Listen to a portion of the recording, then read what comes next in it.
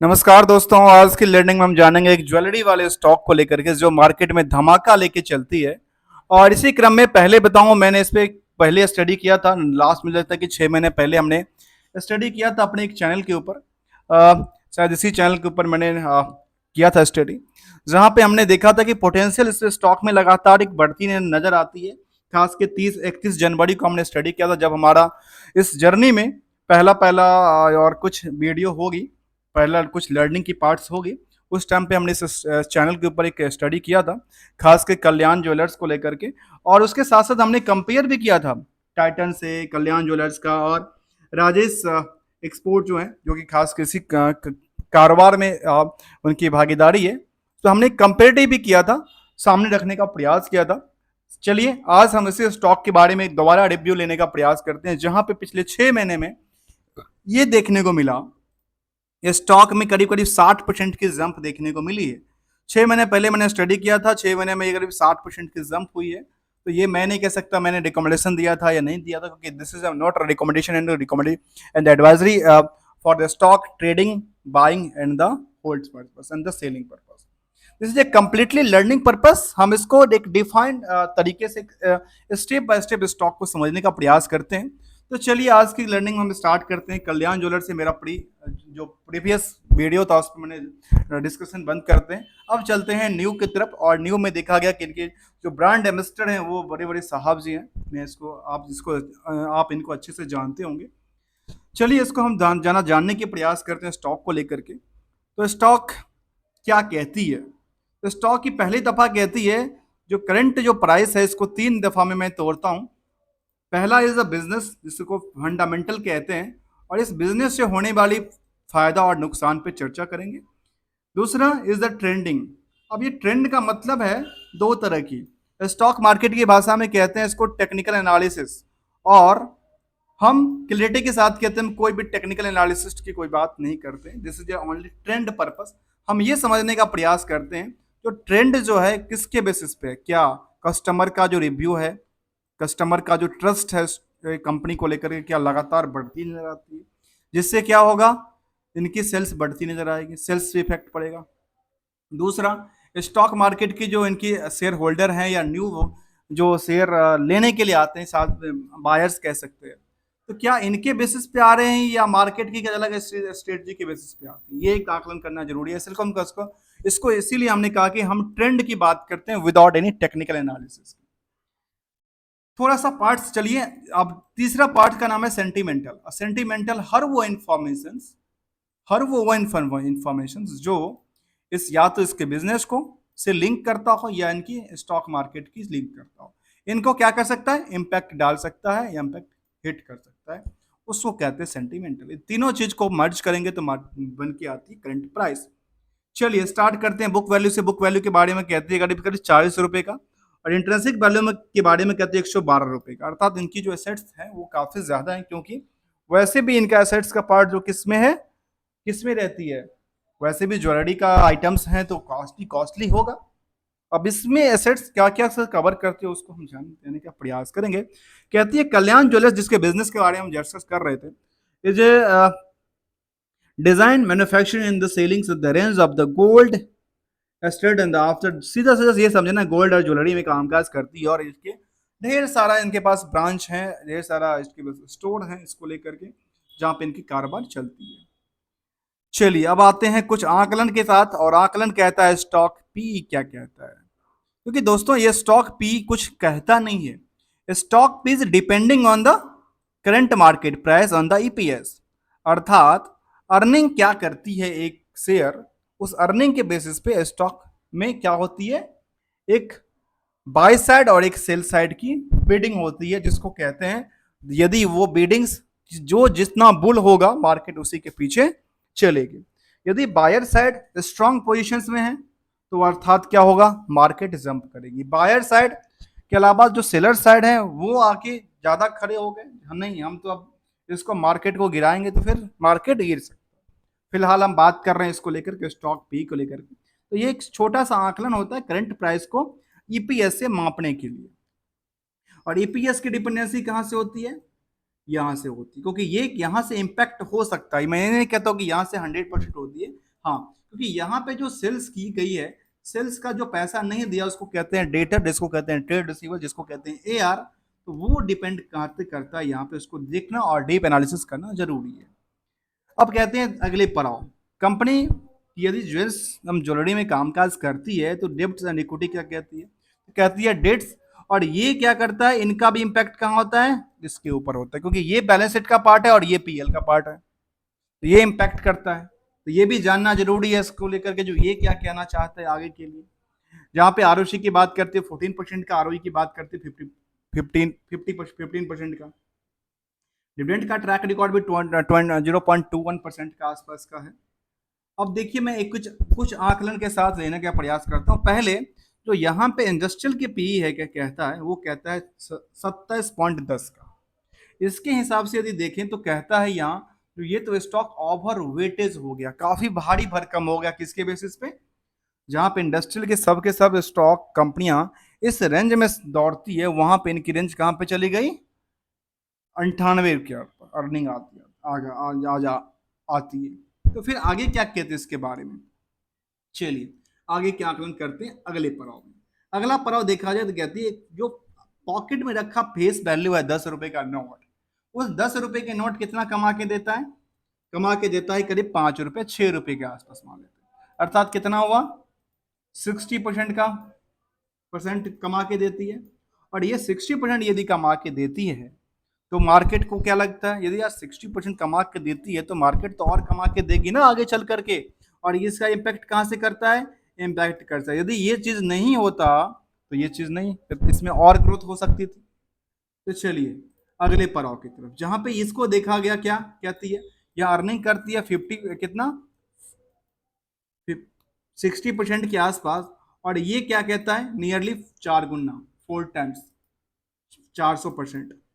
तो मार्केट क्या कहती है, भाई ये बुक्स वैल्यू से 400% है और अर्निंग भी करीब 60% करके देती है, तो मार्केट तो पोटेंशियल बनती है ना। यदि बनती है तो और क्या कहती है, जहाँ पे नंबर ऑफ शेयर की तादाद कहती है करीब 10 करोड़ 30 लाख के आसपास। चलिए अगले कदम की तरफ चलने का प्रयास करते हैं, जहाँ पे प्रमोटर्स होल्डिंग इज द 61% और प्रमोटर ने कोई प्लेस नहीं किया है। उम्मीद करते हैं अभी तक आपने चैनल को सब्सक्राइब कर लिया होगा। चैनल को यदि सब्सक्राइब नहीं किया तो चैनल को सब्सक्राइब कर लीजिए, बेल आइकन को दबा लीजिए और लेटेस्ट लर्निंग वाली स्टडी के लिए बने रहिए। आपकी जो फीडबैक है, कमेंट्स है, उसका वेट करता रहूंगा, क्योंकि हम आपकी लर्निंग्स और अपनी लर्निंग को ट्राई करते हैं जो कुछ हद तक मैच हो सके एक आम आदमी की सोच के हिसाब से। एक आम आदमी को क्या क्या सोचना चाहिए स्टॉक को लेकर के। जहाँ पे पीयर्स में क्या क्या चीज देखा गया, पीयर्स के बारे में कहती है यहाँ पे टाइटंस को, कल्याण ज्वेलर्स और राजेश। हमने एक बार ऑलरेडी जो हमने बीट कहा था, जो हमने इस पे क्या क्या था, एक इंडिविजुअल बनाया था और एक कंपेटिटिव बनाया था, जो किसका परफॉर्मेंस कितना भागती नजर आती है मार्केट को लेकर के।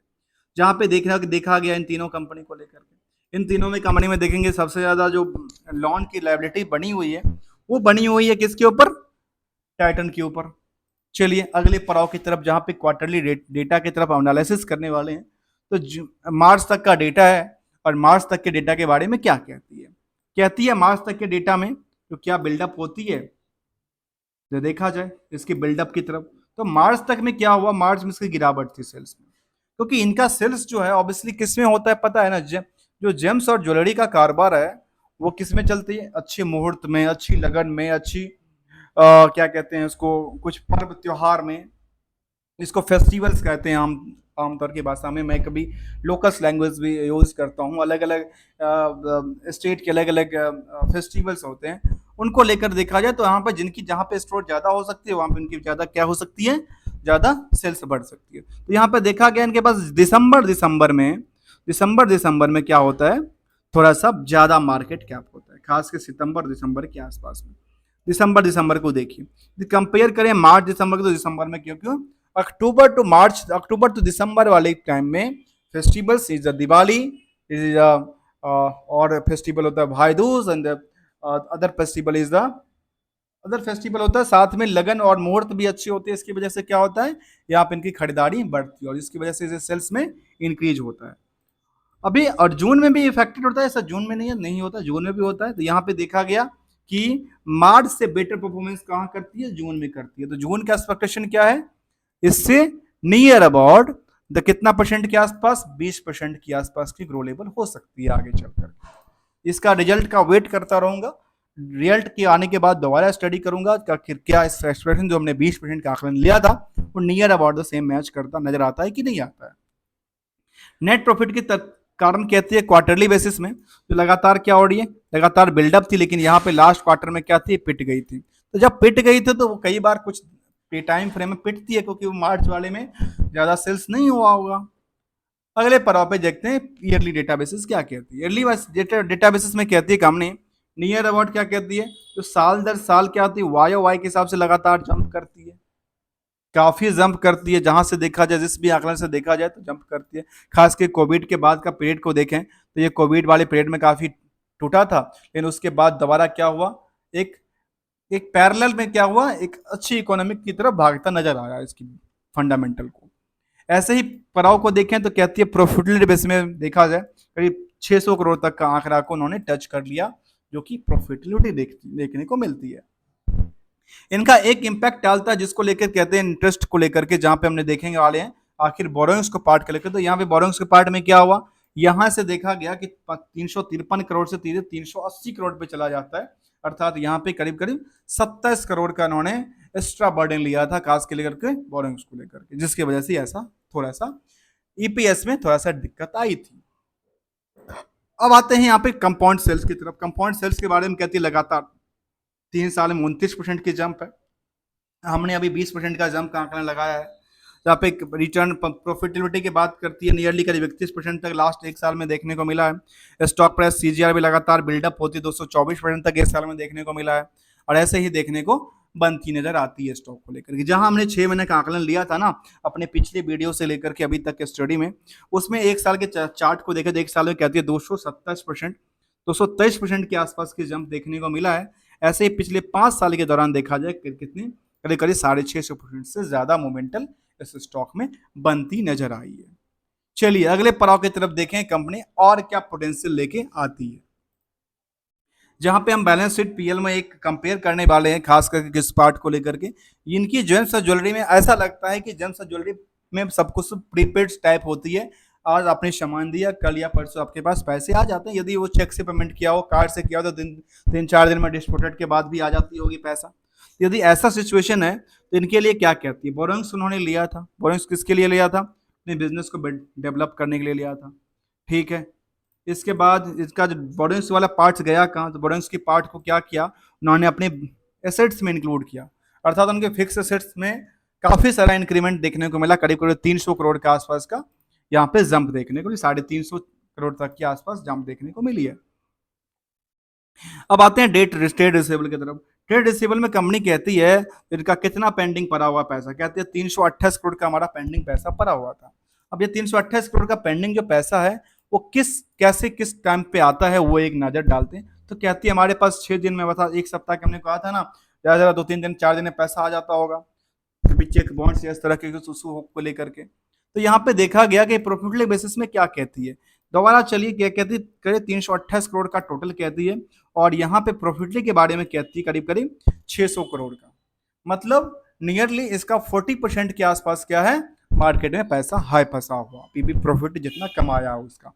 और और क्वार्टरली डेटा के बेसिस में देखा जाए तो मार्च में कितना उनका था टोटल, 4500 करोड़ में कितना क्या, 300 करोड़ का मार्केट है पैसा। तो ज्यादा रेशियो के हिसाब से देखा जाए सेल्स के बेसिस पे और प्रॉफिट के बेसिस पे ज्यादा पैसा फंसा नहीं हुआ, जो कि एक सीक्रेट क्या है, फाइनेंशियल एनालिसिस की बात किया जा सकता है, यहाँ पे रेशियो एनालिसिस की बात किया जा सकता है, जिसको करंट रेशियो की तरफ हमने यहाँ पे जो एक्स्ट्रा रखा है, खास कर करंट रेशियो को, उसको हमने आकलन करने के प्रयास करते हैं, क्योंकि ये क्या करता है, ये इंपैक्ट करता है यहाँ पे, और इसका इंपैक्ट से इसका भी असर देखने को मिलता है। अगले कदम पे देखें, इसमें नंबर ऑफ शेयर इंटरेस्टेड कितने हैं। इस स्टॉक में देखा गया नियरली 4 लाख शेयर होल्डर है। 4 लाख की तादाद कम नहीं होती, 400 के इधर 4 लाख की तादाद है शेयर होल्डर को लेकर के। उनका क्या सोचना है इस स्टॉक को लेकर के, जहां पे लगातार ये देखा जा रहा है जो स्टॉक यहाँ पे लगातार बिल्डअप होती, किसी भी सिचुएशन हो, जैसा भी जब भी देखने को मिला है, लगातार स्टॉक में क्या आती है, सस्टेन करती नजर आती है। जब भी थोड़ा सा गिरा है हल्का, तो यहाँ पे खरीदारी ज्यादा देखने को मिला है, बिकवाली का प्रेशर थोड़ा सा कम देखने को, बिकवाली का प्रेशर है ही नहीं। इसको ऐसा कह सकते हैं कि बिकवाली का प्रेशर कुछ देखने को मिलता ही नहीं है, सब के सब खरीदने में लगे हैं स्टॉक को लेकर के। क्या अगला पायदान क्या होता है इस स्टॉक को लेकर के, उसके लिए क्या कहते हैं, जहां पे रिजल्ट के पार्ट में एक नजर हम ग्राफ पे चलते हैं, और ग्राफ में हमने देखा कि इनका जो एसेट्स मॉडल है, इनका जो रिवेन्यू मॉडल है, उसमें खास करके इस साल 2024 के अंदर लगातार ग्रो लेवल देखने को मिली, चाहे स्टैंडअलोन डेटा हो और या फिर कंसोलिडेटेड डेटा की तरफ ही क्यों ना ध्यान दिया जाए, लगातार एक बिल्डअप होती नजर आती प्राइस है, चाहे प्रॉफिट आफ्टर टैक्स की बात करें या नेटवर्थ की ही बात क्यों ना करें। अगले पायदान पे चले जिसका नाम है share holding pattern. Share holding के बारे में कहती है करीब 60-61% की होल्डिंग प्रमोटर्स, रेस्ट 39% की होल्डिंग कहती है पब्लिक। इन दोनों में आपस में तालमेल क्या कहता है, तालमेल के बारे में देखा जाए तो कहती है जो कि इनकी मेन प्रमोटर्स है, प्रमोटर के 60% के आसपास की होल्डिंग है, बाकी 61% बाकी जो होल्डिंग है वो किसके पास है, उसमें सबसे ज्यादा जो स्टॉक में बुलिश है उसका नाम है एफ आई आई। इस स्टॉक में सबसे ज्यादा बुलिश है एफआई, जिसकी 21% की होल्डिंग है, उसके आधा अर्थात 11 साढ़े 11 के आसपास करती है डीआई। तो डीआई में लगता है कि बड़े बड़े हैं, कुछ ऐसा नहीं है कि, तो यहाँ पे क्या देखने को मिलता है, कहती है इस स्टॉक में मोतीलाल ओसवाल से, ये अच्छे फंड मैनेजर्स हैं, उसकी अलग उसकी यदि हम स्टडी हमने किया है, कई बार किया है इस स्टॉक को लेकर के, खास के मोतीलाल फाइनेंशियल को लेकर के, उनका खुद का भी परफॉर्मेंस लगातार बिल्डअप होती है, किसके बेसिस पे, क्योंकि उनका परफॉर्मेंस लेवल पे बेटी ज्यादा निकल के आती है, तो उनका प्रोफिटली क्या निकल के आती है, अच्छी खासी देखने को मिलती है। दूसरा है सुंदरम म्यूचुअल्स, और तीसरा नाम है फ्रैंकलिन का, इसके बाद चौथा नाम है इन्वेस्को इंडिया फंड का, मतलब 4-5 ऐसे हैं।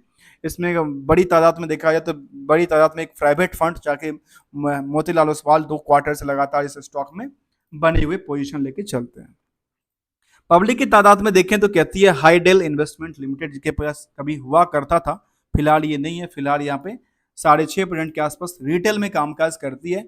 इस रिटेल के कामकाज में क्या दर्शाती है, जहाँ पे इन्वेस्टर एज अ रिटेल में क्या कहती है, तो रिटेल के बारे में कहती है नियरली देखा जाए तो कहती है कितना परसेंट के आसपास, नियरली 5% की तादाद जो है, जिनके 2 लाख से कम की इन्वेस्टमेंट है, वो इनकी तादाद 5% के आसपास है। स्टॉक में लगातार क्या हो रही है, कुछ बिल्डअप हुई है, लगातार बिल्डअप होती है रहती। इसको यदि कम कंसोलिडेट करके देखा जाए एक रिकंसलेशन के तौर पे, तो क्या लगता है ऐसा हुआ क्या, यहाँ पे कुछ बिल्डअप हुई, तो ऐसा यहाँ पे इसलिए हुआ क्योंकि रिटेल यहाँ पे जो है वो खरीदारी नहीं कर रहे हैं, यहाँ से शिफ्ट हो रहा है, यहाँ से क्या कहाँ शिफ्ट हो रहा है, लगातार यहाँ से शिफ्ट होती नजर आती है, जहाँ पे खास के मार्च 24 के दौरान देखने को मिला, जो डीआई ने भर भर के खरीदा इसको स्टॉक को, उसके बाद दोबारा इसने स्टेबल करके रखा हुआ है, और डीआई ने जब खरीदा स्टॉक में काफी, और बीएफआई ने बिकवाली भी किया था, अर्थात तब भी यहाँ पे इस एफआई की तादाद काफी बेटर निकल के आती है डीआई की कंपेरेटिव टू।